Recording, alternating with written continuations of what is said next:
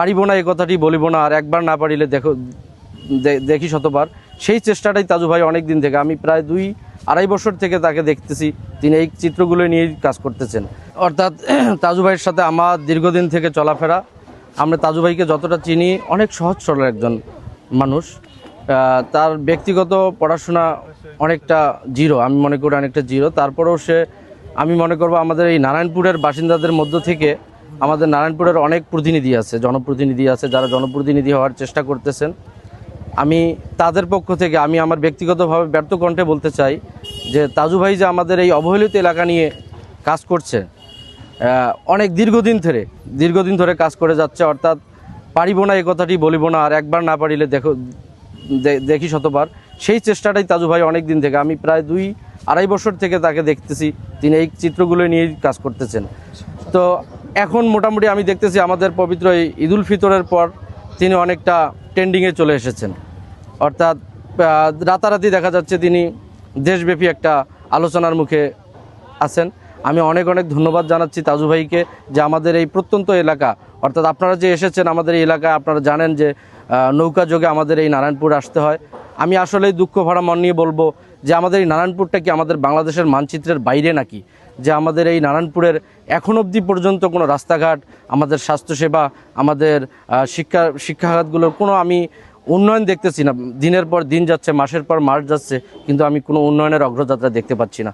আমি তাই আমাদের এই একেবারে আমি বিদ্যুৎ নিয়ে সমস্যা বলছিল। আচ্ছা, বিদ্যুৎ আমি যেটা বলবো, বিদ্যুৎ আমাদের নারায়ণপুরে বিদ্যুৎ আসছে ঠিক, আমি এটা সাদরে ধন্যবাদ জানাবো বাংলাদেশ বিদ্যুৎ মন্ত্রণালয়কে, যে আমাদের এই প্রত্যন্ত অঞ্চলে বিদ্যুৎ দেওয়ার জন্য। কিন্তু দিয়েছে ঠিক আছে, কিন্তু বিদ্যুতের যে একটা সঠিক ব্যবহার, সেটা আমাদের কৃষি, আমাদের এই নারায়ণপুর প্রধানত আমি বলবো যে কৃষির উপর নির্ভর করেই নারায়ণপুর চলে।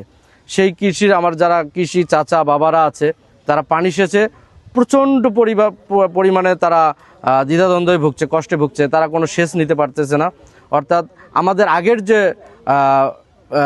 যেটা আমাদের চলাচল যে শ্যালো মেশিনেই পানি নিতে হয়, ঠিক সেভাবেই, কিন্তু তেলের তো সংকট, অনেক টাকা খরচ হয়। অর্থাৎ আমরা যদি 1 বিঘা জমি আবাদ করি, সেক্ষেত্রে দেখা যায় আমাদের ধান যদি পাই 26 মণ 28 মণ, সেখানে আমার খরচ হয়ে যায় 22 থেকে 23 হাজার টাকা।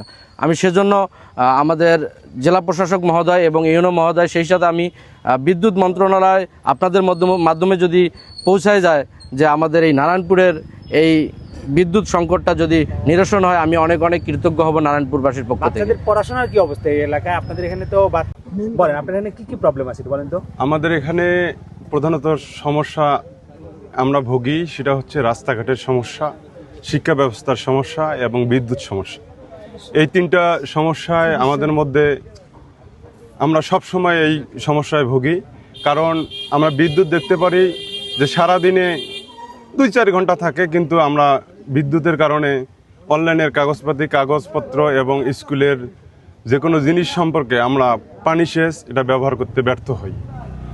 আমরা চাই এগুলোর উন্নতি হোক এবং আমাদের রাস্তাঘাট, আমরা যেহেতু আমাদের চরাঞ্চল, আমরা কুড়িগ্রাম, নাগেশ্বরী বিভিন্ন কাজে যাওয়া লাগে, কিন্তু আমরা যাইতে পারি না, কারণ রাস্তাঘাটের অনেক সমস্যা, রাস্তার বেহাল অবস্থা। আমরা যেদিকেই যাই, গাড়ি, ছোট্ট একটা যানবাহন আমাদের এই নারায়ণপুরে, অন্য কিছু যানবাহন নেই, মোটরসাইকেলে আমাদের যানবাহন। সেই মোটরসাইকেলেও আমরা রাস্তাঘাট দিয়ে যদি একটু বৃষ্টি হয়, আমরা অন্যদিকে কোথাও যাইতে পারি না। আচ্ছা, একটু এই যে বলবেন যে তাজু ভাই ভাইরাল হওয়ার পরে আপনাদের এলাকায় কি মনে হচ্ছে, এখন একটু ভালো হবে? আপনারা কি আশা করেন, প্রত্যাশা করেন? ইনশাল্লাহ, আমরা ইতিপূর্বে এতদিন দেখে আসছি, এভাবে আমাদের মাঝে এলাকার কোনো লোক বা কোনো ভাই আমাদেরকে এইভাবে তুলে ধরেনি, কিন্তু তাজু ভাইয়ের মাধ্যমে আমরা দেখতে পাচ্ছি সারা বাংলাদেশব্যাপী সারা বাংলাদেশে সারা পড়েছে।